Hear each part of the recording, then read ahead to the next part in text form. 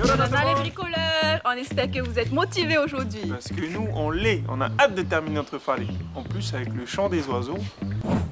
Alors, je crois que nous allons faire le sol de la salle de bain aujourd'hui. Mais avant ça, on va s'occuper des sanitaires. Tu fais quoi là, Moana? Là, on place les éléments de la salle de bain pour pouvoir préparer les sorties d'évacuation. On reporte nos mesures. Et hop, on coupe le fibrociment. Voilà, maintenant, on fait la même chose pour la sortie du lavabo.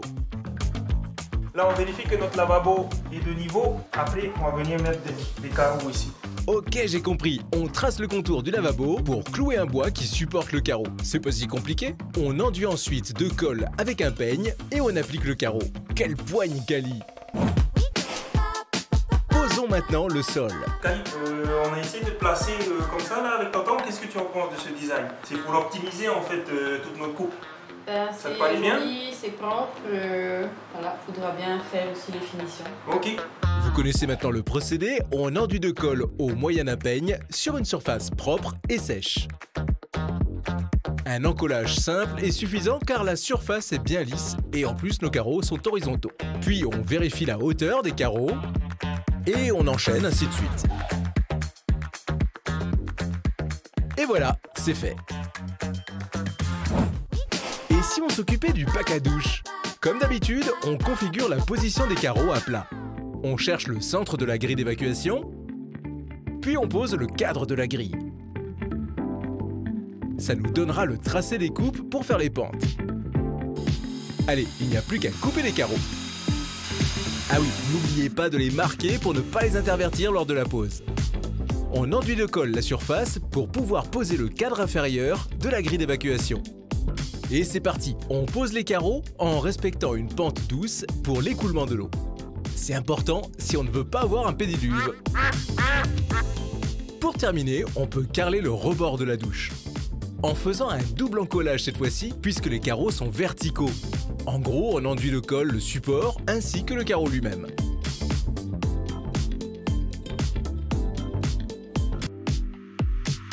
Jusqu'à présent, il a fait beau. Ça nous a permis de bien avancer quand même. Merci cousin pour ta danse du soleil. Eh oui, t'as vu ça? En espérant que demain il fasse beau encore. Allez, ciao les nana, les bricoleurs. nana.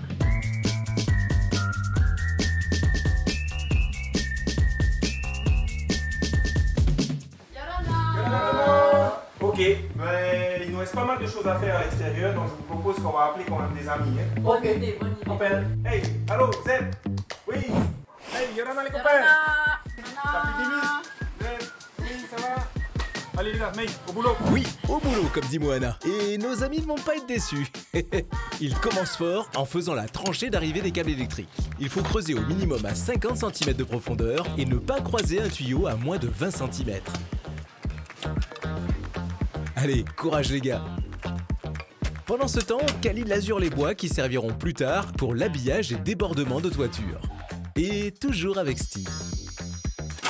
Petit bon les gars, merci d'avoir fait la tranchée. Et maintenant, on va réaliser un escalier. Ouais. Et les amis, là on a trouvé comment on allait faire nos structures d'escalier. On a posé à blanc nos parpaings. Maintenant on va tracer au sol, on va creuser, mettre de niveau. Et on va faire du béton. Alors, elle est où la bétonnière? Pas de bétonnière, on serre les dents et on fait ça à la bouette. Mieux que la salle de sport. Ah, bon bah, petit rappel des dosages. On remplit la fondation avant de déposer les parpaings. On vérifie l'équerre et bien sûr le niveau.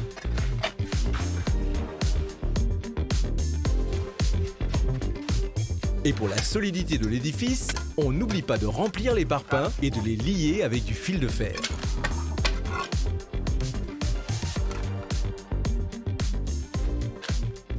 Pour finir, on remplit le tout avec de la terre. Allez, commençons à faire le coffrage qui déterminera les marches. On n'hésite pas à tronçonner les parpaings pour répondre aux dimensions d'un escalier. Là on a tout taillé pour faire nos marches d'escalier. De largeur, les marches 30 de largeur et de hauteur 17. Bien sûr, sans oublier la longueur de 1 mètre. 23 moins 17, ça fait 5. Ça fait 5, ça fait 12.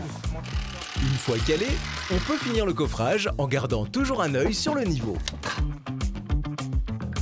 Et c'est parti pour le remplissage en béton. Et ça peut aller très vite avec nos amis.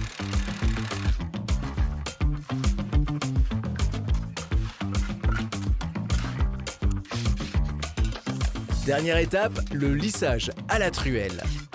Puis on laisse sécher un jour minimum. Bon bah, ça m'a l'air fini cette histoire. Ok les gars, merci pour aujourd'hui, merci tout le monde. Sans bétonnier, on a tout fait à la main, on peut montrer les muscles. Hihi.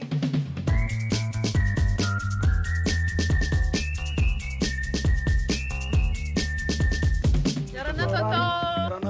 Alors, c'est quoi la mission aujourd'hui? Vous deux, vous allez décoffrer l'escalier. Ok. Et moi, je vais aller terminer les joints, les carreaux. Quand on a terminé le décoffrage, après moi je te rejoins et puis on voit après ce qu'on fait, hein, ensemble. Ok. Ça marche. Ça marche. Super, esprit d'équipe. Bon, alors avant de décoffrer, on s'assure évidemment que le béton est bien sec. Puis c'est parti. C'est une formalité, il n'y a qu'à démonter. Passons plutôt à la salle de bain. Tonton prépare la colle à joint. Et avec les mains s'il vous plaît. Elle devra être assez souple et n'en préparez pas une grosse quantité. Qu'est-ce que tu fais Moana? Donc on racle bien entre les carreaux pour enlever la colle carreau qui est à l'intérieur pour avoir une bonne finition au joint. Ok, donc on passe la colle en biais pour faire pénétrer le produit de manière régulière. Kali, elle, s'occupe des joints du carrelage mural. Le principe reste le même. Le même, mais juste un petit peu moins vite. Ah ouais, non, beaucoup moins vite alors. Donc Kali a nettoyé le plus gros avec un chiffon un peu humide pour enlever vraiment les couches qui sont restées sur le carreau. Maintenant moi je prends un chiffon sec pour le nettoyer. Et regardez, ça marche plutôt bien. Waouh, c'est vrai qu'une fois terminé, c'est nettement plus joli. On reste dans la salle de bain et on va s'occuper des sanitaires maintenant. D'abord, on pose le lavabo pour tracer les points d'ancrage. On prépare la vis à double filetage en utilisant la technique du contre-écrou. Et on peut commencer à assembler les éléments de la robinetterie. Par convention, l'eau chaude est toujours à gauche. Ça évite les surprises. Suivez bien l'ordre de montage avant de le fixer complètement. Puis, vous pouvez le fixer au mur. On passe aux toilettes. On fait chauffer le tuyau de chute pour l'emmancher plus facilement. Puis, on marque les repères de fixation. Il n'y a plus qu'à percer et visser la cuvette au sol. On n'oublie pas le joint à la base du réservoir avant de fixer la cuvette. On boulonne le système de flotteur de la chasse d'eau. On pose le couvercle. Et on visse le déclencheur de la chasse d'eau. Bon, ben on fera les tests plus tard. Salut les amis, on peut être bien fiers de nous, non Kali? Tout à fait, Ah oui, on a papa? pratiquement fini la salle de bain. À bientôt sur Polizzi la première. Nana. Ciao.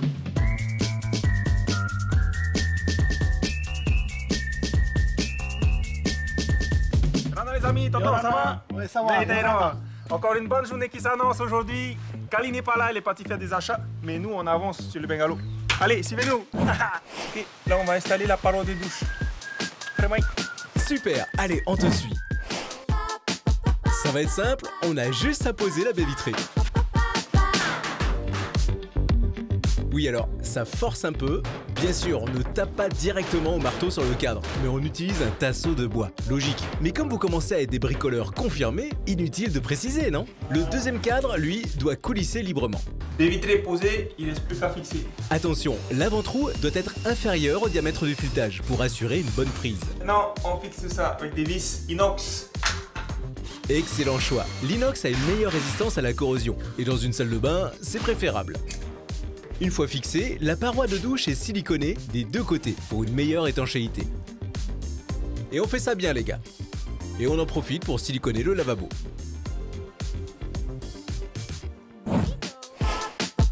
Bon, on reprend les pinceaux. Nos amis ont décidé de donner des couleurs à la salle de bain. Le choix de la peinture acrylique pour la salle de bain est idéal de par ses qualités. En plus de sa résistance à l'eau et à la chaleur, elle ne sent pas. S'il vous reste encore de la peinture blanche, vous pouvez la teinter avec des colorants. Attention au dosage et surtout, mélangez-la bien pour que la couleur soit homogène.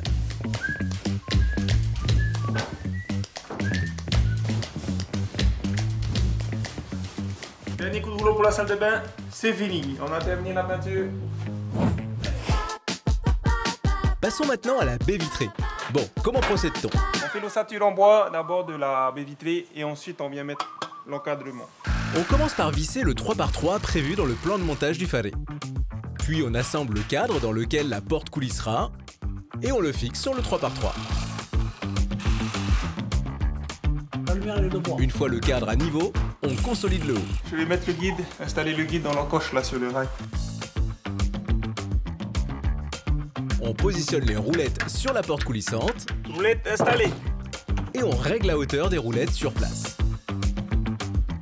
Il n'y a plus qu'à monter la poignée sur la porte et on visse ce qu'on appelle la gâche. Voilà, journée terminée. Le bagolo il peut fermer à clé. On se retrouve demain. C'est pour les îles la première. Ok.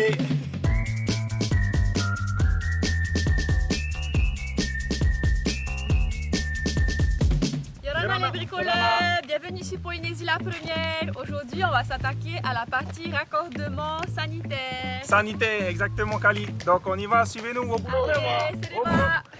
Allez, c'est parti. Vous allez voir, on a de bons petits tuyaux avec Moana. On va faire les évacuations du sanitaire. Direct à la fosse avec les raccordements qui vont bien. Alors, tout d'abord, nous allons créer une légère pente à l'aide de deux fixations de longueurs différentes. On utilise un collier vissé au bout d'un 2x3, lui-même fixé à notre tuyau. Ça marche. On pose ensuite un réducteur pour faire la liaison avec la sortie douche. Et on pose deux coups de 90 degrés en diamètre 40. Une fois les PVC reliés, on colle le tout. Voilà.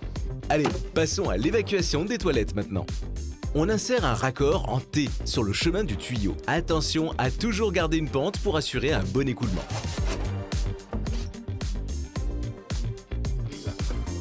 Pour l'évacuation du lavabo, on utilise du diamètre 40. On perce un trou pour accorder une selle de branchement sur le tuyau d'évacuation principal, puis on assemble les tuyaux toujours en gardant notre fameuse pente. Le réseau d'évacuation est prêt, il n'y a plus qu'à le raccorder à la fosse.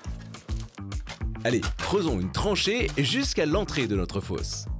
Là, il est préférable de ne pas mettre un coude en 90 degrés, mais plutôt 2 de 45 pour assurer un cheminement sans encombre. On colle les raccords puis le tuyau de la tranchée et il n'y a plus qu'à le relier au réseau sous la maison. N'hésitez pas à mettre de la colle pour l'étanchéité des tuyaux. Là aussi, on utilise des coudes à 45 degrés pour éviter les points de blocage. Allez, vous voulez un petit tuyau? On tourne le tuyau dans le raccord pour mieux étaler la colle. Passons à la ventilation de notre fosse. On perce un trou pour mettre notre selle de branchement dédiée à la ventilation. Bon, je vous la fais courte, la ventilation permet au gaz de la fosse de s'échapper. Donc on monte la sortie au-dessus de la maison, ça évitera aux mauvaises odeurs de vous incommoder. Voilà une bonne chose de faite, d'autant plus que c'est obligatoire. Ah, les garçons, alors, on a bien bossé encore aujourd'hui. Bien Hein? bossé, merci Kali pour les cocos. On va les rien. mettre au frais là. Et puis on se retrouve demain sur... La même chaîne, à la même heure. Nana les bricoleurs. Nana.